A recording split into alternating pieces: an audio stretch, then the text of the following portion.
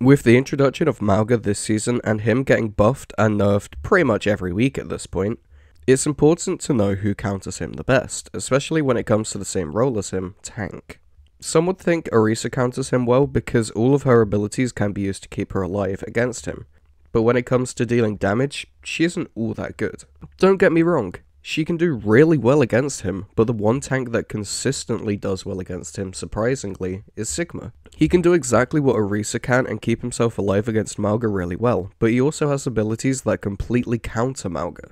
And in this video, I'm going to take you through just exactly how you can get the most value out of his kit, and how you should be playing him.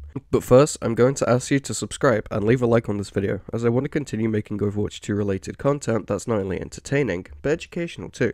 First things first, kit breakdown. Sigma throws rocks. Yep, that's right, he throws rocks. These rocks ricochet off walls and explode, dealing splash damage to anyone near them when they explode, including yourself.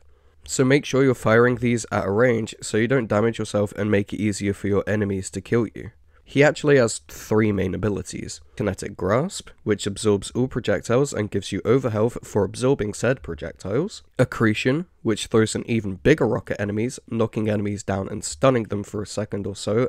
And Experimental Barrier, which is a deployable shield that can be placed literally anywhere. Up, down, left, right, forward, wherever you feel necessary really. The longer you hold the ability button, the farther it travels away from you.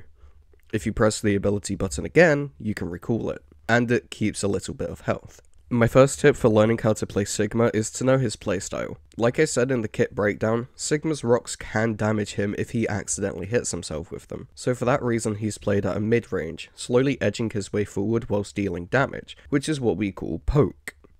Because of this, he fares well against a lot of the other heroes since he's able to protect himself and damage at a decent range. Since these rocks ricochet, you can also use the terrain to your advantage. If an enemy is around a corner, you can bounce your rocks off the wall opposite them to deal damage to them without having to fully chase them. This is honestly one of the best things about his kit. It's something so small, but it allows him to get a lot of extra kills on some specific maps with confined spaces, a bit like Junkrat. My second tip for learning how to play Sigma is to learn how to mitigate damage with his abilities better.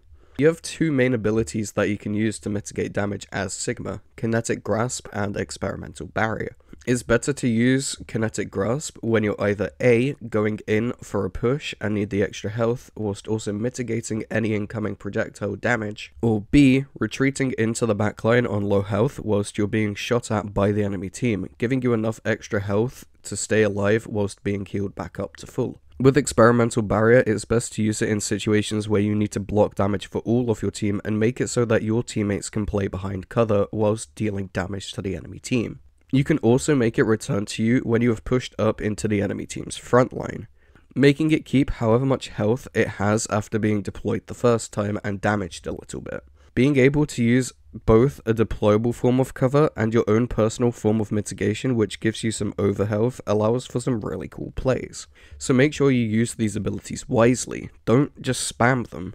My third tip for learning how to play Sigma is to learn how to use his ultimate Gravitic Flux to your advantage. Grav Flux is a great ult because it lifts all enemies affected by it into the air and deals a lot of damage when they're slammed back down to the ground. It usually tends to be about half health on enemies with around 250 health, so throwing rocks at them before they get thrown back down to the ground usually tends to kill them fully. Now, you don't need to use this ult to kill your enemies. You can use it to zone them and force a C9 if possible, since it lifts enemies into the air and therefore off of the objective. Using this ult in tandem with other ults is usually the best way to secure kills if you're going for the kills. Grav and Cass's ult Deadeye work great together because the enemies affected by Grav can't move, allowing Cass to lock onto enemies super easily, practically forcing a team kill if you're lucky.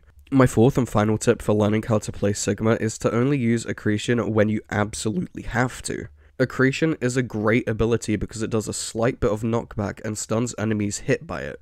And because of this, it means you can stun out of ults. That's right, you can completely cancel enemy ults with Accretion if you're lucky. It also deals a fair bit of damage too, so you can just use it to flat out kill enemies at a range. It actually has more range than your normal fire rate, so if you take into account the arc that it fires at, you can use it to get long range kills, if you so wish, but only do this if you think it'll add value to the fight. Don't just do it because you can. The best way to explain this ability is the discombobulate scene from Robert Downey Jr.'s Sherlock. In summary, discombobulate.